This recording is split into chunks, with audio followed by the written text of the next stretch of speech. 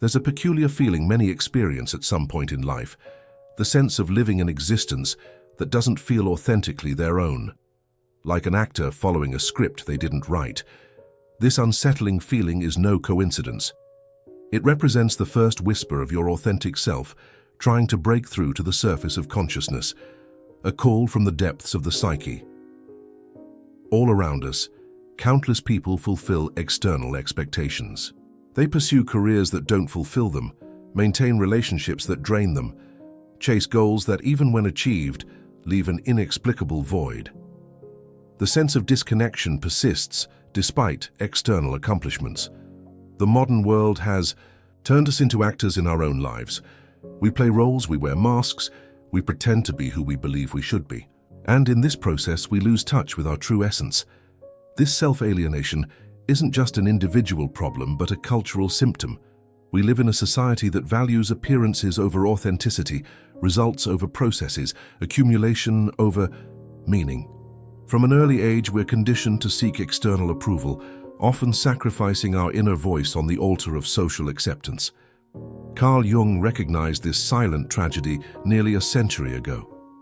Born in Switzerland in 1875, initially a close collaborator of Freud, Jung eventually forged his own revolutionary path. While other psychologists focused on adapting people to society, Jung saw something deeper.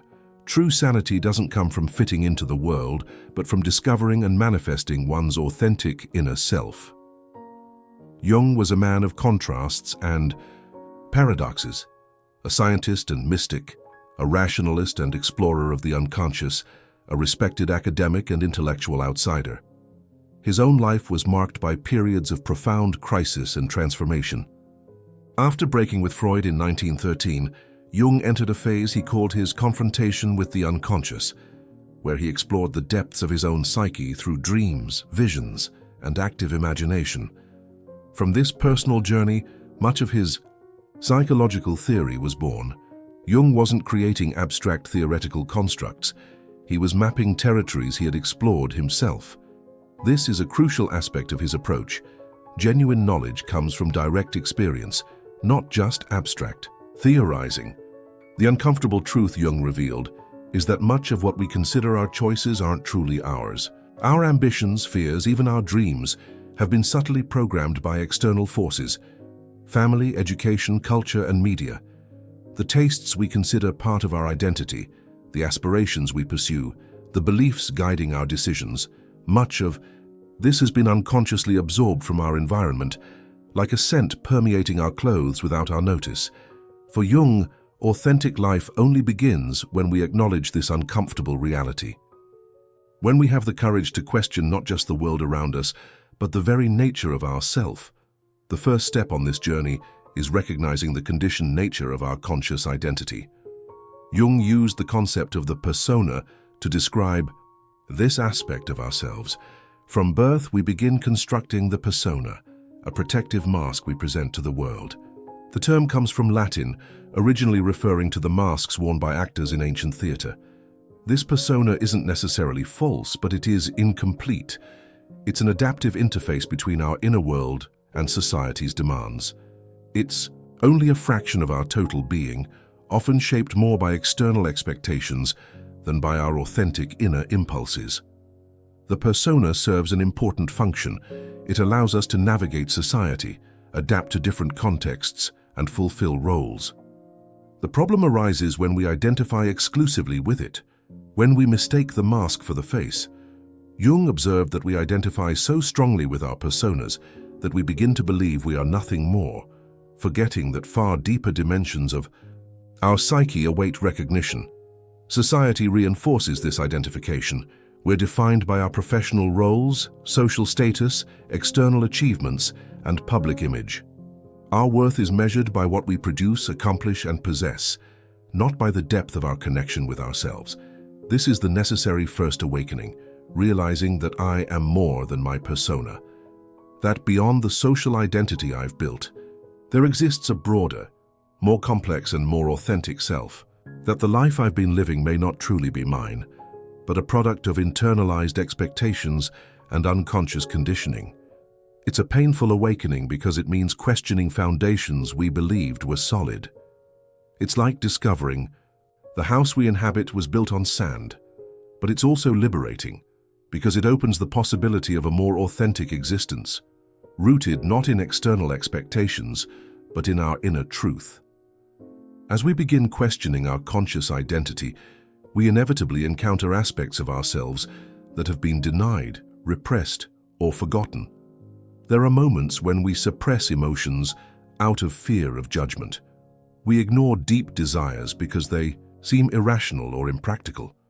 We repress talents or abilities due to insecurity or the internalized critical voice of past authority figures.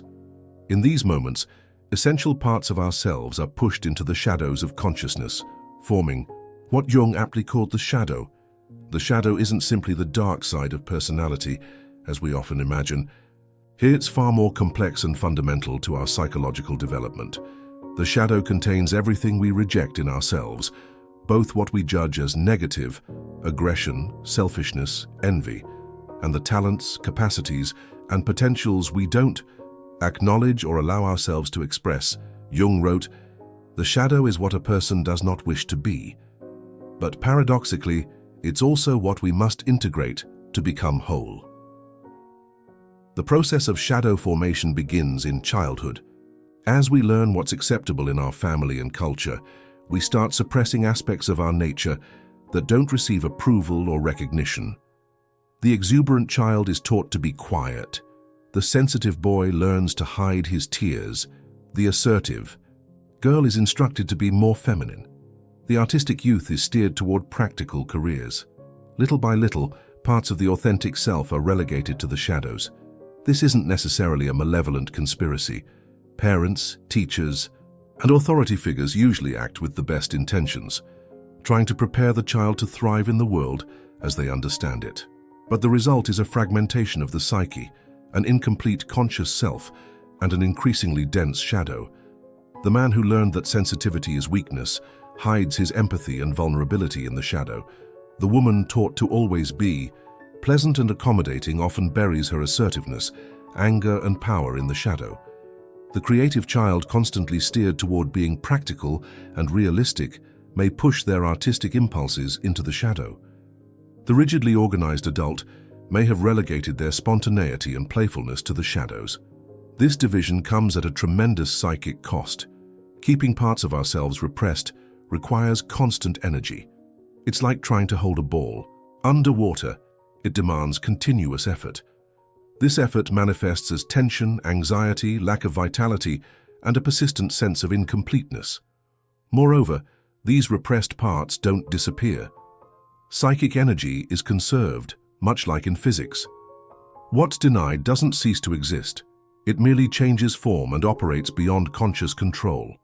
These shadow elements influence our lives in invisible ways, emerging in moments of stress, manifesting in dreams, psychosomatic symptoms, or being projected onto others around us. The manifestations of unintegrated shadow can be surprising and disturbing.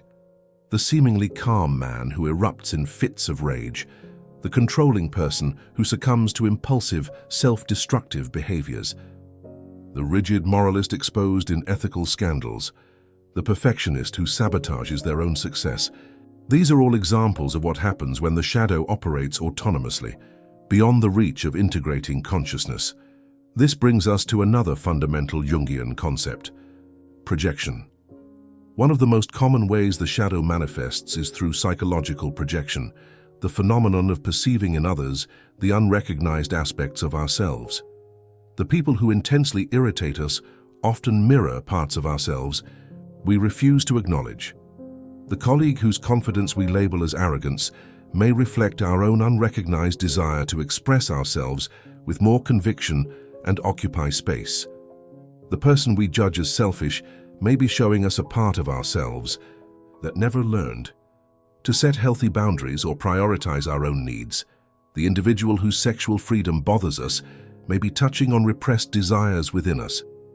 Jung observed, "Everything that irritates us about others can lead us to an understanding of ourselves." Our intense emotional reactions are often signals of unrecognized parts of ourselves being activated. It's as if every person were a mirror, reflecting different aspects of our unconscious. When we react intensely, whether with excessive admiration or intense aversion, we're being invited to look more deeply at ourselves. Projection is particularly powerful in intimate relationships. We're often drawn to people who embody qualities we've repressed in ourselves. The partner becomes both an object of fascination and a source of irritation precisely because they represent unlived parts of our own being. Understanding this mechanism has profound implications for our relationships. Many interpersonal conflicts are actually internal conflicts projected outward. Recognizing this doesn't mean denying external reality, but adding a deeper dimension of self-awareness to our interactions.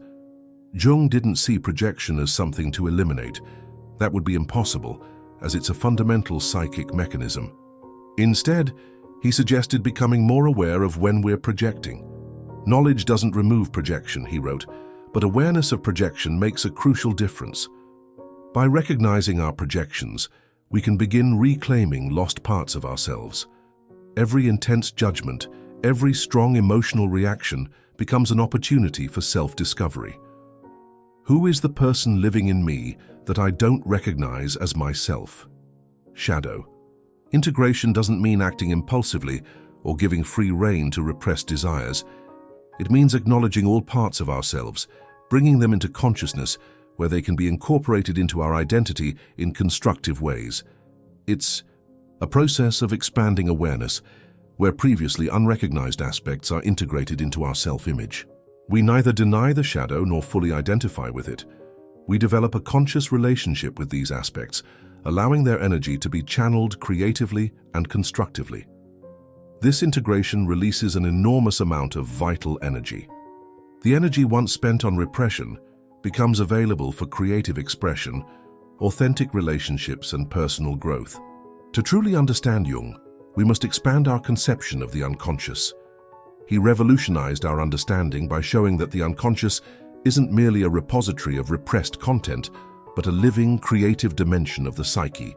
For Freud, the unconscious was primarily a storehouse of repressed desires and traumatic experiences, a kind of psychic basement where we stash what we don't want to see. Jung acknowledged this dimension, but recognized something far vaster at play. For him, the unconscious isn't just a dump for repressed memories or denied desires. It's a living dimension of the psyche, an ocean of creative potential and wisdom, far larger than our conscious mind. This conception radically transforms our relationship with the unconscious. It ceases to be merely a source of neuroses and problems to be cured, becoming instead a vital resource for human development, a wellspring of creativity, intuition, and inner wisdom. Jung distinguished between the personal unconscious, containing our forgotten and repressed memories, emotional complexes and unintegrated experiences, and the collective unconscious, a deeper dimension shared by all humanity. The personal unconscious is formed over the course of our individual lives. It's the repository of personal experiences that have been forgotten or repressed, along with emotional complexes, clusters of emotionally charged memories and associations that influence our behavior in ways we often don't perceive. Jung developed a technique called word association to investigate these complexes. He discovered that when a stimulus word touched on an emotional complex, the person would show physical signs of disturbance, hesitations, changes in breathing, sweating, revealing the visceral nature of these unconscious contents. But Jung's most original contribution was his theory of the collective unconscious, the deepest level of the human psyche that isn't formed by personal experience, but inherited as part of our psychic structure. This collective unconscious contains what he called archetypes, universal psychological patterns that transcend cultures and epochs, a kind of psychic inheritance of humanity. They're primordial structures of the psyche that organize our experience, shaping how we perceive and respond to the world. Archetypes are like empty molds, innate psychological structures we possess, not through personal experience, but as part of our heritage as human beings. They manifest in recurring images and themes that appear in myths, fairy tales, religions, and dreams across the world. It's important to understand that we don't inherit specific images, but predispositions to form certain images and themes. Jung compared archetypes to riverbeds, structures that channel the water of experience into similar patterns across generations. The hero facing impossible challenges, the sage seeking and sharing truth, the rebel breaking conventions, the nurturing mother figure, the old king representing order and authority, the trickster challenging conventions with humor and chaos. These aren't just story characters. They're expressions of dynamic forces within us, calling to be recognized and integrated into our conscious experience. Jung identified numerous archetypes, but some are particularly important for the process of self-discovery. The persona, which we've already discussed, is our social face, the archetype of the mask. The shadow, also explored earlier, contains what we reject or fail to recognize in ourselves. The self is the central archetype of wholeness, representing the unity and integration of the entire psyche, conscious and unconscious. It's often symbolized by divine figures, mandalas, or precious stones in dreams and myths. The great myths and stories that resonate across time and cultures touch us deeply because they activate the archetypes in our collective unconscious, speaking directly to the deepest structures of our psyche. The inexplicable connection to a story or character, the profound emotion before a symbol or ritual, the sense of déjà vu in certain places or situations.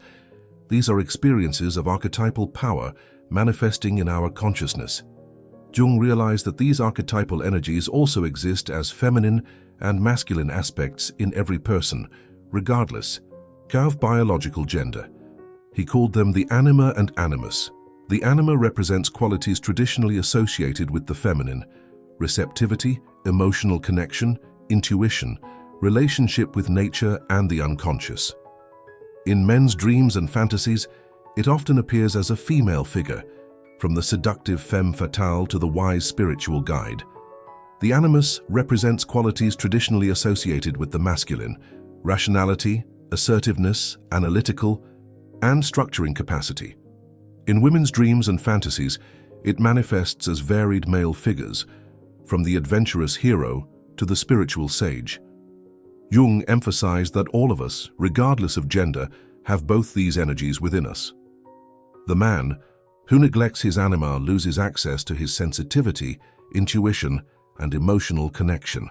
The woman who rejects her anima struggles to manifest assertiveness, logical structure, and practical implementation of her visions.